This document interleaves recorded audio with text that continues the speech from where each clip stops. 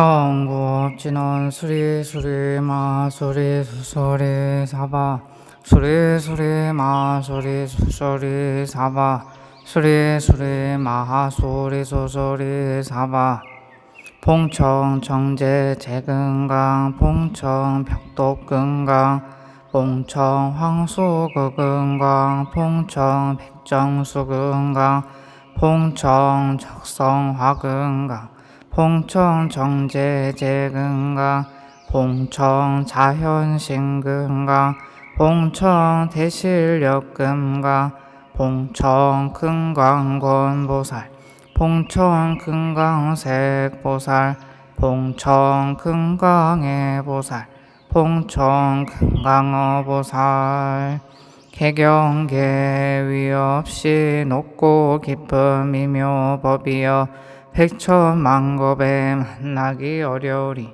제가 이제 보고 늘어지니오니 부처님의 참뜻을 깨쳐지다. 개법장진어 아라남 마라다오 아라남 마라다오 아라남 마라다. 지장보살 본원경 지장보살 본원경 지장보살 본원경 제1품 도리천궁에서 신통을 놔두다. 이와 같이 내가 들었다 한때 부처님께서 도리천에 계시면서 어머님을 위하여 법을 설하시었다. 그때 시방에 한량없는 세계에서 오신 말로 할래야 할 수도 없는 그 모든 부처님과 큰 보살 마하살이 모두 다 법회에 모여 오셔서 찬탄하셨다. 서가모니 부처님께서는 능히 오타각세에서 불가사의한 큰 지혜와 신통력을 놔두사 억세고 거칠은 중생들을 조복시켜서 고락의 법을 알게 하신다. 하시고 각기 시자를 보내시어 부처님께 문안을 올렸다. 이때 부처님이 웃음을 머금으시고 백천만억의 큰 광명의 구름을 놓으시니 이른바 대원망 광명운이며 대자비 광명운이며 대지혜 광명운이며 대반야 광명운이며 대삼매 광명운이며 대길상 광명운이며 대복덕 광명운이며 대공덕 광명운이며 대기 광명운이며 대찬탄 광명운이었다.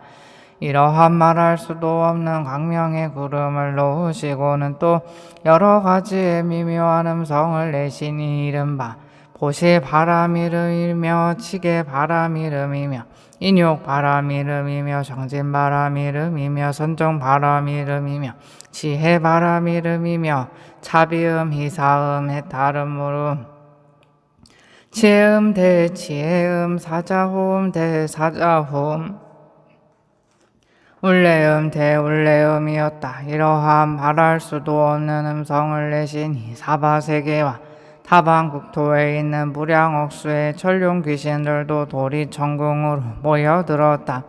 이를테면 사천왕천, 도리천, 수연만천, 도솔타천, 화락천, 다화자재천, 범중천, 범보천, 대범천, 소광천, 무량광천, 광음천, 소정천, 무량정천, 변정천, 복생천, 포계천, 광과천, 엄식천, 무량엄식천, 엄식과실천, 무량천, 무변천, 무열천, 신견천, 선현천, 세구경천, 마해수라천과 내지 비상비, 비상처천의 온갖 하늘물이며 용의물이며 귀신무리 등이 모두 법회에 모여들었다. 그뿐만 아니라 또 타방국토와 사바세계에 있는 해신, 강신, 하신, 수신, 산신, 지신, 천택신, 묘가신, 주신, 야신, 공신, 천신, 음식신, 조목신 따위의 신들도 모두 법회에 모여들었고 또한 타방국토와 사바세계의 모든 큰 기왕들이 이른바 눈이 사나운 기왕이며 피를 먹는 기왕, 전기를 먹는 기왕, 태아 알을 먹는 기왕, 전염병의 기왕, 토끼를 가진 기왕, 자비심을 지닌 기왕과 복과 이익을 주는 기왕, 크게 사랑하고 공경하는 기왕 등 이러한 기왕들이 모두 모여들었다. 그때 석가모니 부처님께서 문수사리 법왕자 보살 마하살에게 말씀하시길, 네가 여기에 모인 모든 부처님과 보살들과 하늘용 귀신들을 보느냐? 지금 이 세계와 다방세계 및 이 국토와 다방국토에서 지금 도리천에 모여들어 이 법회에 참석한 자의 수요를 그대는 알겠는가? 문수사리 보살이 부처님께 아뢰었다. 세존이시여, 제 실력으로는 설사 천급 동안을 헤아린다 하여도 능히 그 수요를 알지 못하겠나이다. 부처님께서 문수사리 보살에게 이르시길, 내가 부처의 눈으로 볼지라도 오히려 그 수요를 알지 못하겠나니 이들은 모두 다 지장보살이 오랜 겁을 지내오면서 이미 제도하였거나 지금 제도하거나 미래에 제도할 것이며 이미 성취시켰거나 지금 성취시키거나 미래에 성취시킬 자들이니라. 문수사리 보살이 부처님께 아뢰었다.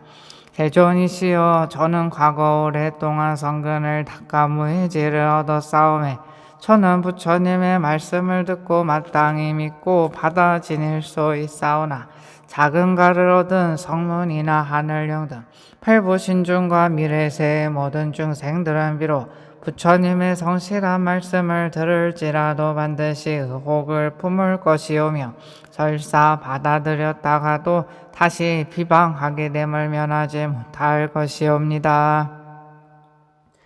세존이시여, 지장보살 마하살의 일을 좀 더 자세히 말씀하여 주시옵소서. 지장보살은 과거에 어떠한 행을 행하였고 어떠한 원을 세웠기에 능히 이런 부사이한 일을 성취하였사온지 널리 말씀하여 주시옵소서. 부처님께서 문수사리 보살에게 이르시길, 비유하건대저 삼천대천 세계에 가득한 초목종림과 벼, 삼, 갈대와 산의 돌과 티끌의 낱낱을 세어서 그 수만큼의 항아가 있다고 하고 이 항아의 모든 모래수만큼의 세계가 있으며 그 숱한 세계 안에 한 먼지를 한 겁으로 치고 그 모든 겁 동안에 쌓인 먼지수를 다시 겁으로 치더라도 지장보살이 십지의 과일을 증득하여 지나온 것은 위에 든 비유보다도 1000배나 더 많나니라. 그러니 하물며 성문이나 벽지불의 지위에 있었던 동안이랴. 문수사리여, 이 보살의 위실력과 서원은가에 생각할 수도 없느니라.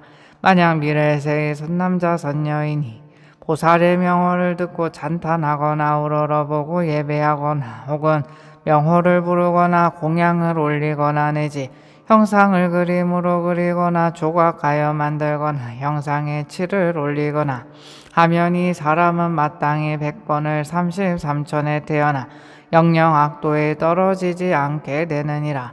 문수사리여, 이 지장보살 마하살은 저 머나먼 과거에 말할 수도 없는 겁전에 큰 장자의 아들이었느니라. 그때 세상에 부처님이 계셔서 호를 사자분신 구종만 행렬해라 하였으니 그때 장자의 아들은 부처님의 상호가 천복으로 장엄하심을 배웠고 부처님께 아뢰기를, 세존이시여, 세존께서는 어떠한 수행과 서원을 세워야 이러한 상호를 얻으셨나이까? 이에 사자분신 구종 만행열애께서 장자의 아들에게 이르시길, 이 몸을 얻고자 하거든 마땅히 오랫동안 온갖 고통받는 중생들을 제도에서 해탈시켜야 한다고 하셨느니라. 문수사리여, 그때 장자의 아들이 큰 서원을 세우기를, 제가 미래세가 다하도록 헤아릴 수 없는 것 동안 이 재고를 받는 육도 중생을 위하여 널리 방편을 베풀어서 모두 해탈시킨 연후에야 제 자신이 비로소 불도를 이루리라 라고 하였느니라. 그로부터 지금까지 100천만억 나유타에 이루 말할 수도 없는 법을 아직도 보살로 있느니라. 또 과거 불가사의 아승지가 없전에 그때 세상에 부처님이 계셔서 호를 각하정 자제왕열해라 하셨으니 그 부처님의 수명은 400천만억 아승직업이셨느니라. 그 부처님의 상법 동안에 한 바라문의 딸이 있었으니 그는 숙세에서 깊고도 두터운 복을 심어 여러 사람들로부터 흠모와 존경을 받았으며 가거나 있거나 앉거나 눕거나 간에 모든 하늘이 그를 옹호하였느니라. 그러나 그의 어머니는 삿된 것을 믿고 항상 산모를 업수히 여겼으므로 그 딸은 여러 가지 방편을 베풀어서 그의 어머니에게 권유하여 바른 생각을 내게 하였건만 어머니는 온전한 믿음을 갖지 못한 채 목숨을 마치고 혼신은 무간지옥에 떨어졌느니라. 그때 바라문의 딸은 어머니가 세상에 살아계실 때 인가를 믿지 않았음을 알기 때문에 당연히 그 업을 따라서 악도에 떨어졌을 것을 알고 집을 팔아서 널리 좋은 향과 꽃 등 그 밖의 모든 공양을 올릴 물건을 구하여 가지고 그 전 부처님의 탑과 절에 크게 공양을 올렸느니라. 그때 바라문의 딸은 각하정 자제왕 열애의 영상이 한 절 안에 모셔져 그 그림의 위용이 장엄하고 두루 원망 부족함을 보고 그때 바라문의 딸은 더욱 우러러 입에 공경하는 마음을 내어 혼자 생각하기를 부처님의 명호는 대각이시라 온갖 지혜를 갖추셨으니 만약 이 세상에 계실 때라면 나의 어머님이 돌아가신 뒤 부처님께 와서 물었다면 반드시 나의 어머니 가신 곳을 알았을 것이 아닙니까 하고 울면서 오랫동안 부처님을 우러러 보고 기도하였더니 그때 우연히 공중에서 말소리가 들려오되 우는 자여 성녀야 너무 슬퍼하지 말라. 내 이제 네 어머니 간 곳을 알려주리라. 이 바라문의 딸이 합장하고 공중을 향하여 사례였다. 이 어떠한 싱그러우신 덕이시 없기에 저의 근심을 너그러이 풀어주시옵니까? 제가 어머니를 잊은 이래로 밤낮으로 생각하였으나 저의 어머니가 가신 곳을 물을 곳이 없었나이다. 그때 공중에서 다시 소리가 나서 바라문의 딸에게 이르기를 나는 네가 정성을 다하여 절을 하는 과거의 각하정 자제왕 열애이니라.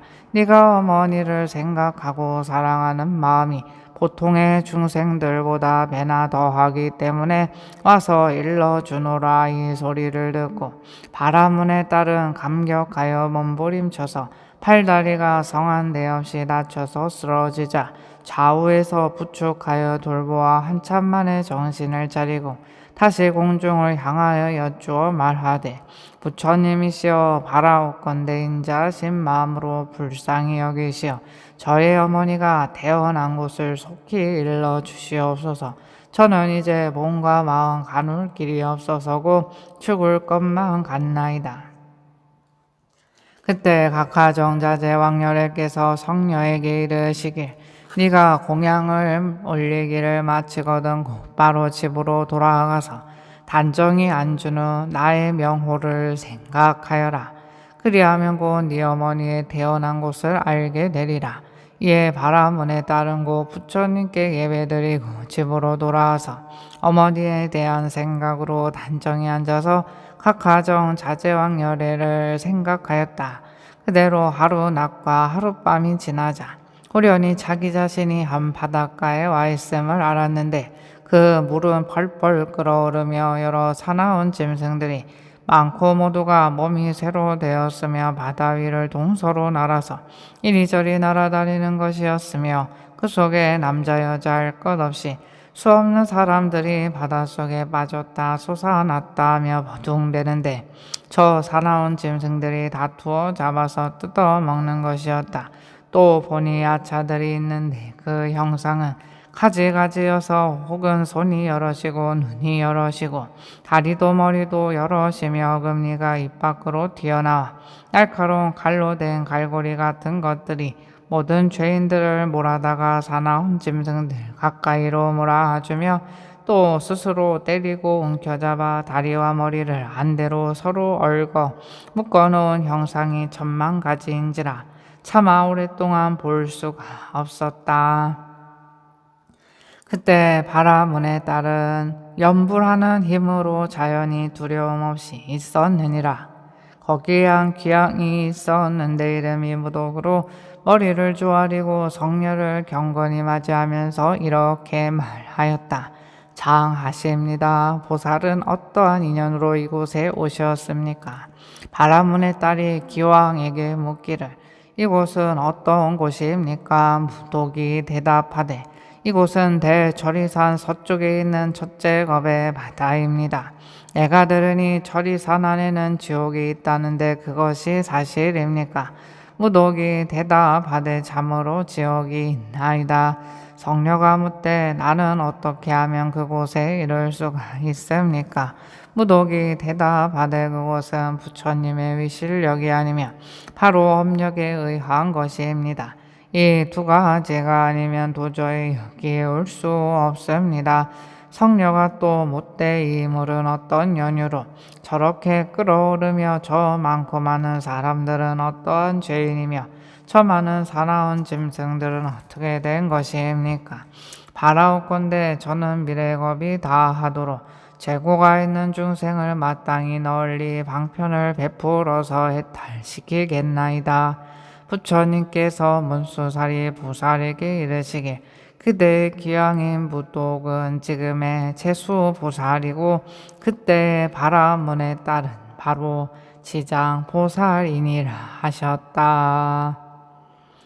원이차 공덕 보급 어일체 아등 여중생 당생 극락고 동견무량수 개고 성불도